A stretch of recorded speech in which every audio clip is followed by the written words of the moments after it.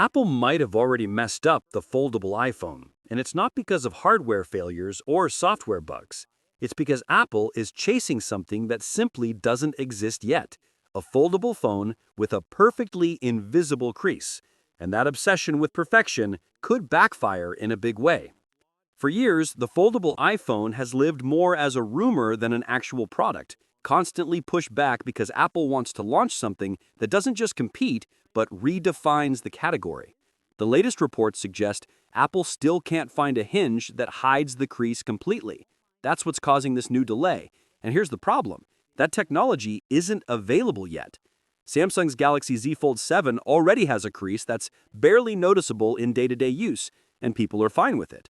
But Apple doesn't want good enough. Apple wants invisible, and that relentless pursuit could set them up for a huge disappointment. Think about it. Apple could have launched a foldable iPhone competitive with today's best Samsung foldables. Even matching the Galaxy Z Fold 6 or Fold 7 would have made headlines, especially paired with iOS and Apple's ecosystem. But instead, by waiting, Apple runs into a new problem: timing. This foldable was originally expected to launch alongside the iPhone 18 lineup, which is rumored to be a modest upgrade year. In that scenario, the foldable would have easily stolen the spotlight. Now, if it slips to 2027, it will land next to the 20th anniversary iPhone Pro, which is expected to feature a completely edge-to-edge display with zero cutouts. The foldable iPhone won't just be new anymore, it'll be competing against Apple's own futuristic flagship. And then comes the expectations issue. Apple has kept fans waiting for so long that anything less than mind-blowing could feel like a letdown. If Apple finally reveals the foldable, and it ends up being just a Galaxy Fold with an Apple logo and iOS slapped on, people will ask, was that really worth the wait? The hype has been building for years. At this point, even a great product could feel underwhelming simply because it arrived too late. What makes this even more risky is Apple's current track record. This isn't the same Apple that dropped products like the original iPhone or MacBook Air and changed the industry overnight. Recently, the company has been struggling with the basics.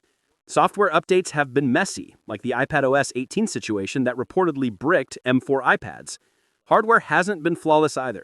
The iPhone 17 Pro, supposed to be a refined, improved design, ended up with poor cellular reception that updates didn't fix for everyone. Then there's durability.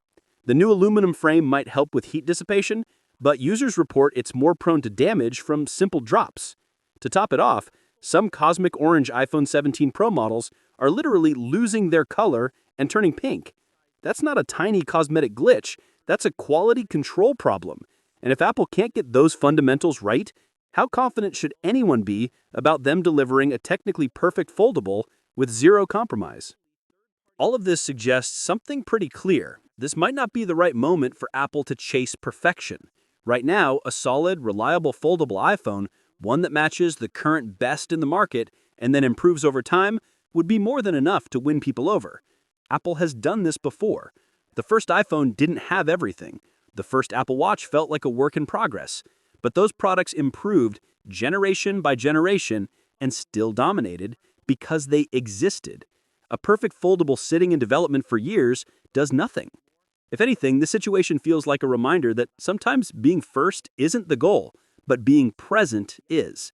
Samsung, Motorola, and even smaller brands have been refining their foldables for years through actual consumer feedback. Apple is still waiting for imaginary perfection, while competitors are shipping real products and improving them every generation.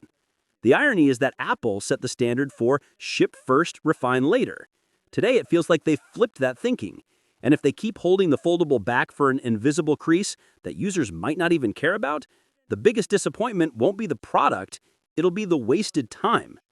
At this point, most users don't need magic. They just want the foldable iPhone to exist. Let it be real, let it be imperfect, and then iterate. Because right now, perfection is starting to look like the main reason Apple might fall behind in a race it could have won easily. What's your thoughts on this? Let me know in the comments section. See you in the next video. Take care.